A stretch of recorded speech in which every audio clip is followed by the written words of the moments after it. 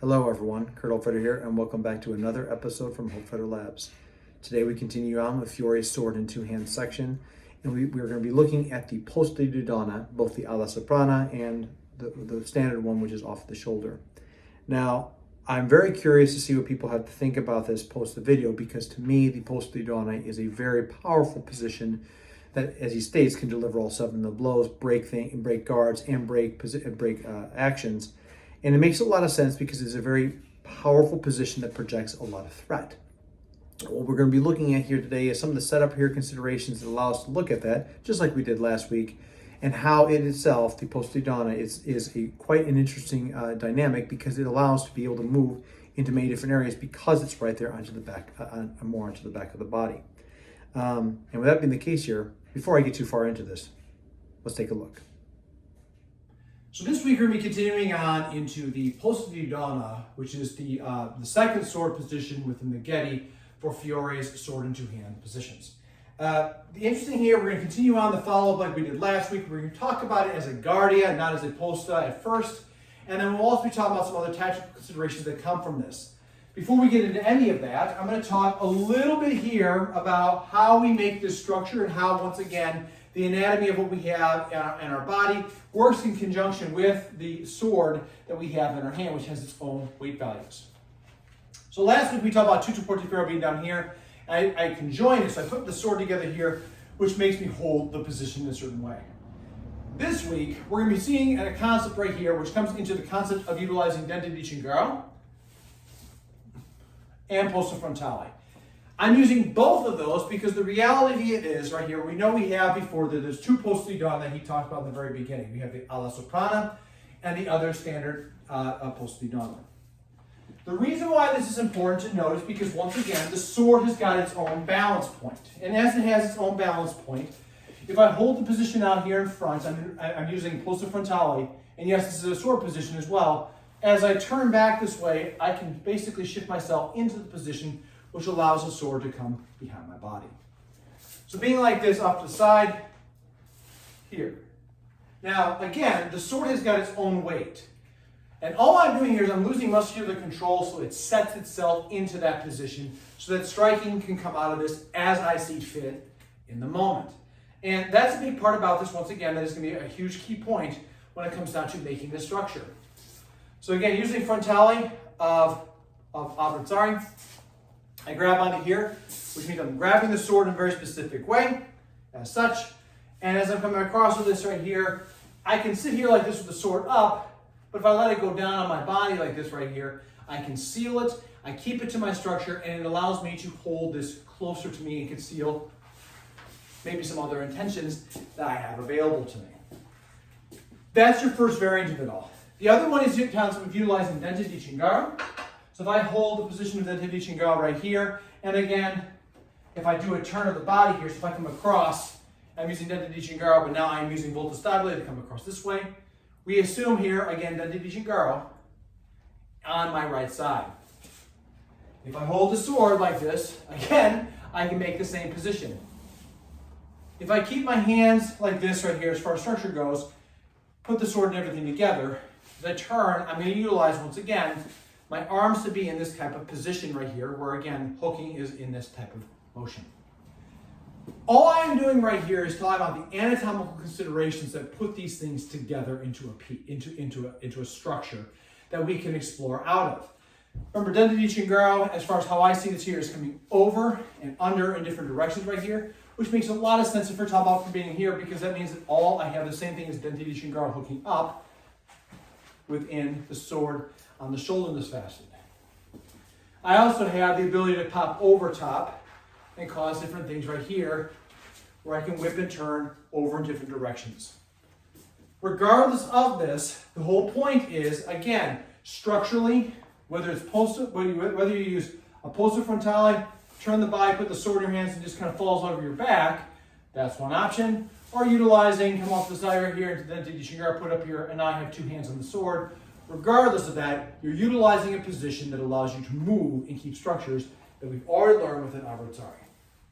So let's talk about some of the mechanics that come down to Posta di Donna. Posta di Donna is able to make all 7 blows. She breaks other guards and attacks. And if you utilize an offline step, an offline accrescimento, she finds you open.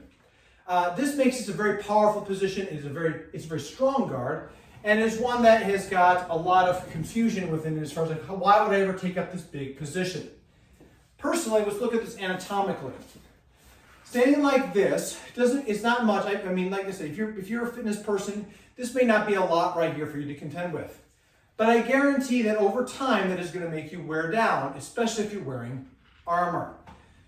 Right now, you might be thinking, why would I ever put myself in a position like this right here? Why would I ever put my hands high here when I'm within armor? Again, it's possible, and because it can make all 7 blows, and you may not be fighting an opponent right there that is wearing equal armor, it makes all the sense in the world to be able to bring up the arms in such a fashion like this.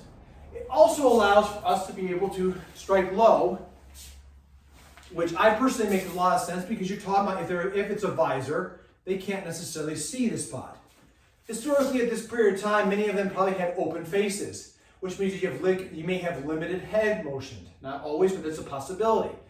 It means also with armor, your weight is higher. So if I'm up higher like this, there's a lot of opportunity for you to kind of bobble around. If you start leaning down like this, or you jerk back, it's a great way to offset somebody. So that's a very good reason right here. It's one of the reasons why I use it when I fight in armor. And that's one of the big pieces right there that I think is absolutely crucial to being able to use this right here, because I can also use this right here in armor to transition low to start working into lower positions of the body. Before we go to that, we're going to talk about how we make all 7 of the blows with this position right here. So if I assume this position here of Posta di Donna alla soprana, or just in general on this side right here, it doesn't matter, this way or here, using volta stabile, ultimately, all my right side spots, I'm going to utilize volta stabile to come out. And of course, I'll turn through. I can turn through this way. There's your mezzani. I drop into coda longa, tutto portaferro, posta longa, and I can come back around. So I can use these things right here to kind of move in that type of a structure here that allows me to play on those sides. That right there is a very strong point to be able to move. Now, if I don't move my feet, you can already see how much space I have right there to be able to move and whip this thing around quite readily. I can also pass through and come to the other side, which allows me to put myself onto the Posta di Donna alla sinistra. All those right there allow me different options coming through. I'm once again in another pulsativa position, which allows me to rotate, turn, and play in different directions. Using the sultano, again, onto the other side, which allows rotation. Case in point here, lots of opportunities here. That is me talking about having strikes come off of the mandrito side of the body, which means essentially my right, I have all the ability that normally would be coming off of what we think about with fencing. In the other side of this all, I also can, using volta stabile, allow myself to return back up with this. So coming here, bringing the sword behind my body, and to the back to the position of the arms. So I'm now in this position coming over. I'm still in Posta di Donna, allowing the sword to strike to and through, and I'm just going to utilize volta stabile again to carry through a left-sided fendente. I can also do the same thing here with your mezzanis as well. I move my hair all over the place. I can also here, utilizing that volta stabile up. So now all I'm doing is I'm allowing myself rotation points to and through to be able to strike all of the 7 blows. I have ability right here to thrust, thrust, thrust. I have all options on this side to be able to pull to and through in on that. And it might be looking a big motion, but if you remember sword caliber 1 and 2, that kind of big motion right there might be the big thing that's necessary to make this point stick. Now let's talk a little bit about the accrescimento, which Fiore talks about. If I'm in this position or this position doesn't necessarily matter. Ultimately, if I'm here, I can roll up here to move around. Big motions with that. Utilizing the accrescimento to find the person open allows offline strike. Now, if this is my line, by coming off this line, there might be a blow that is coming here on me. Okay? Because that blow is coming right here, if I come in earlier, if I crest offline, strike through, that means a person that's coming in like this, I'm stepping into the blow, which rotates it over.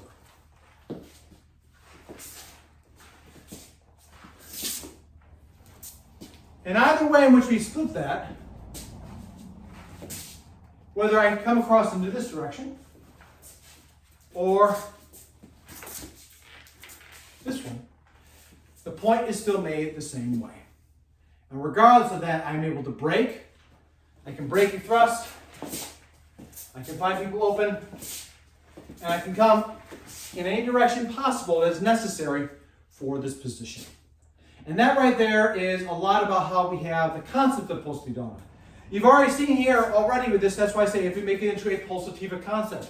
If I'm called along, I can come up and allow myself to bring the sword behind my body here to strike in different directions. I might be in the Dicingaro, thrusting forward, pulling myself back up into this to allow different types of strikes that come out of different directions. Posta di Finestra transitions nicely to this. This goes behind the back of the head into a strike, which allows me to play into different directions.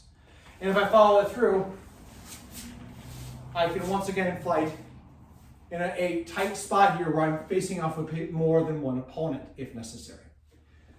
Overall, that's the big consideration when it comes down to Posta di Donna and how she breaks down into the various different concepts within these positions and a look at what she has within her play.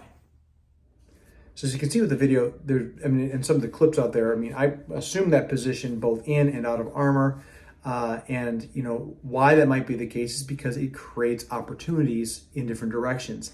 It is a very powerful striking position, one of commanding prominence, and it also gives a lot of opportunity to all different directions out there that allow for you to open somebody up into different directions. Having used this in armor, it actually becomes quite impressive to me because essentially people don't know what blow is coming. And because the threat of most cases is the thrust when it comes under the sword in two hands, into armor, you don't know where the thrust is coming from. Is it coming from above, below, middle? Who knows where it's going from? And that's the part right there that I think a lot of people may find interesting if they try to employ this right here. Again, my thought process is that this works both in and out of armor, the entirety of the Getty and all the other manuscripts that Fiore provides to us. And because of that, there's a reason to be this way in and out of armor. And we just don't have the historical context as to why. My guess would be that essentially you may be facing off with people that are in different variants of kit. It might be, maybe you pick something off right here. Maybe you find yourself in a position where the sword's behind you on that spot. Again, you have to be ready to be able to contend anything that's coming your way. And that's a big part about that. So that's the big part about that I think is really interesting about this position. Another thing I'd like to share out there, and this comes from one of my students and really dear friends out there, is that essentially the name of Posta di Donna potentially has nothing to do with chess, because that's way later in time, and maybe has nothing to do with being a queen, but maybe it has something to do with art.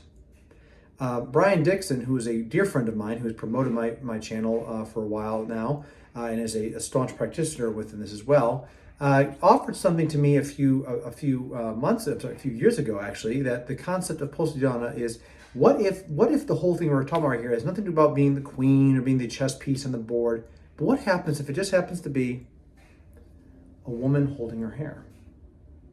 And that by being in this position right here, maybe it's just how they depicted it in art, and the whole reason why they called it the woman's guard is because images of women are like this, holding their hair, in medieval texts.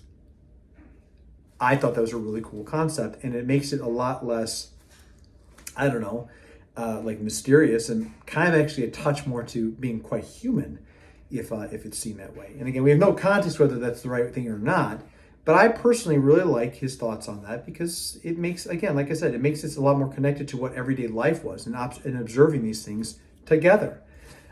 Those are big parts right there that are very important. And as we go into other positions of Fiore, we may find that there's other things that come down to this where it's, again, like there's connections to everyday life that made these positions what they are. So just a little food for thought there for people to consider on. Anyway, that's going to wrap up this video here. Please let me know what your thoughts are about Posta di Donna, alla soprana, and also my interpretations here. Would love to hear your thoughts on that. And I'm very curious about what you think about what Brian Dixon said here about being the concept about a woman maybe cleaning her hair or freshening out her hair, something along those lines, as far as why it might be called Posta di Donna. I think that's a pretty cool concept and a theory out there. And I'm very curious to hear what you have to say about that as well.